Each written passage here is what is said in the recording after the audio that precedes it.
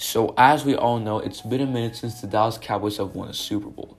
But when can they get it together? How's everybody doing today? It's Sports All back with another video. Today I'm going to talk about the Dallas Cowboys and when can they get it together. Before I start though, make sure to subscribe and hit the bell and leave a like on this video. But without further ado, let's get into it.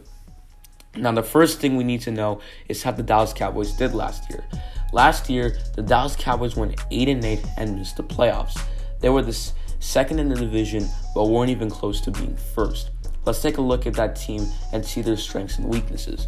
Let's start off with the offense, specifically their quarterback, Dak Prescott.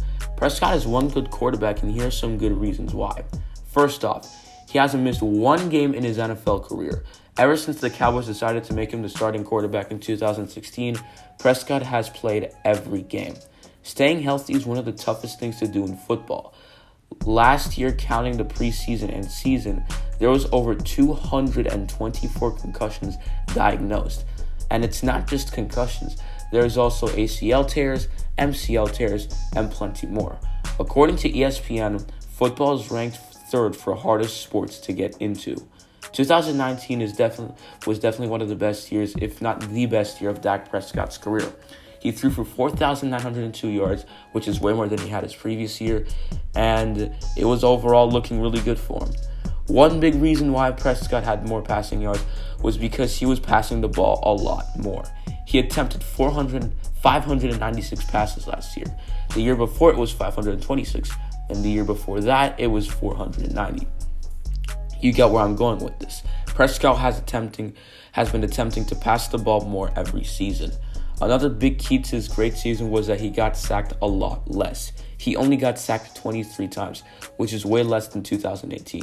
I think I've said enough about him. Dak Prescott is a great QB, and if he continues doing what he's doing, he has a great chance of helping his team win.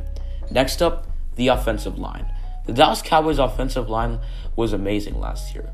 One player who really improved in the offensive line last year was La'el Collins. Besides him, when Tyron Smith, Zach Martin, and Travis Frederick played, they all did well. One key about the offensive line, just like Dak Prescott, they were healthy for practically the whole season. Besides Tyron Smith, who only missed 3 games, Connor Williams, who missed 5, and La'el Collins, who only missed 1, everyone else played all 16. I think the Cowboys should just stick with it. The offensive line is looking dangerous, and it will be a huge key to winning a championship. Now, let's look at the last 3 positions on offense, which is running back, wide receiver, and tight end. Starting off with the running back. I don't think there is much to be said.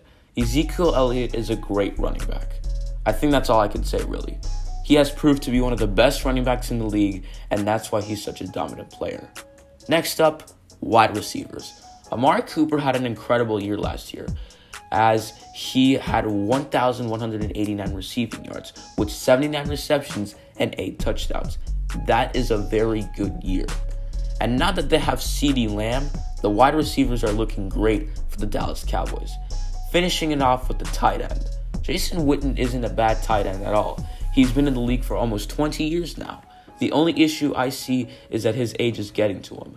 Besides that, the stats are looking pretty good. Even though his receiving yards have been dropping every season, I think he has one more good year left in him.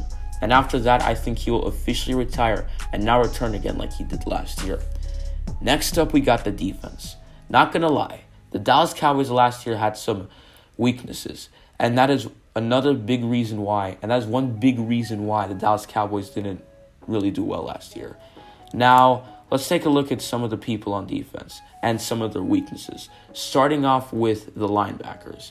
Now, Leighton Vander Esch was a Pro Bowler in his first year in the NFL, but the next season, he looked way more inconsistent out there and just didn't look the same.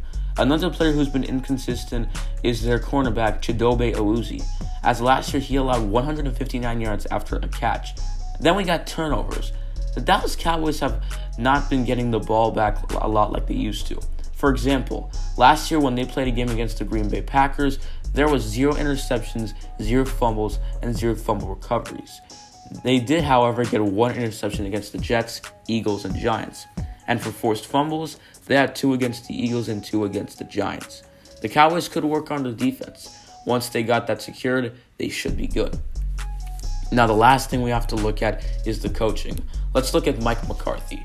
McCarthy has made the playoffs 9 times in 13 seasons, has won a Super Bowl, and has a tied winning percentage with Andy Reid, who just won a Super Bowl.